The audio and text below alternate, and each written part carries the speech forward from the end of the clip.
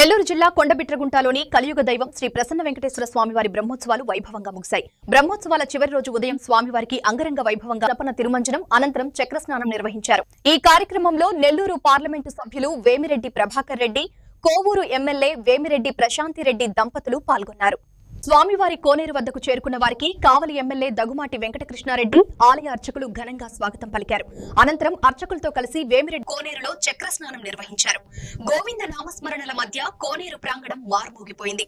తరువాత కొండపై స్వామివారిని దర్శించుకున్న అర్చకులు వారికి వేదాశీర్వాదాలు అందజేశారు.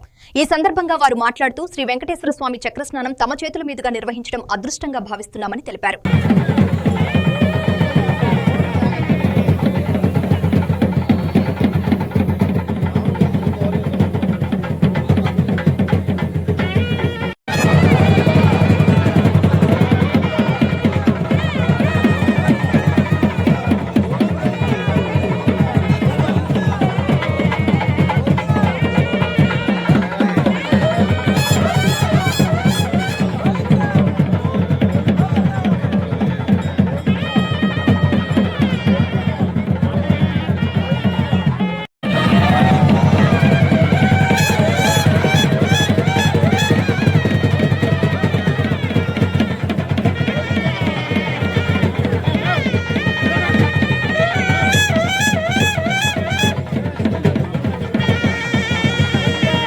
రోజు ఇక్కడ కొండబిట్రగుంట వెంకటేశ్వర స్వామి వారికి పుష్కరిణి ఎమ్మెల్యే గారి కోరిక మేరకు స్వామి వారికి ఇక్కడ పుష్కరిణి లేదు, ఎప్పుడో చోళరాజుల టైంలో కట్టున్నారు, అది పాడుపడిపోయింది. కొంచెం ఇక్కడ స్వామి వారికి పుష్కరిణి కట్టించాలి అని చెప్పి ఎంపీ గారిని అడిగినందుకు ఆయన వెంటనే ఒప్పుకొని స్వామి మాకిచ్చిన అదృష్టంగా భావించి ఇక్కడ పుష్కరిణి నిర్మించాము.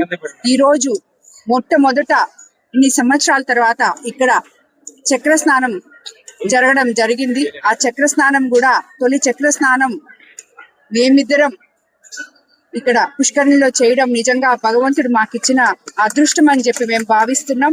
అదేవిధంగా ఈ చక్ర స్నాన ఉభయం కొనావరికి మా కుటుంబానికే ఉండాలని చెప్పి కూడా అడగడం జరిగింది. ఎమ్మెల్యే గారు కూడా దానికి సరే అని చెప్పారు.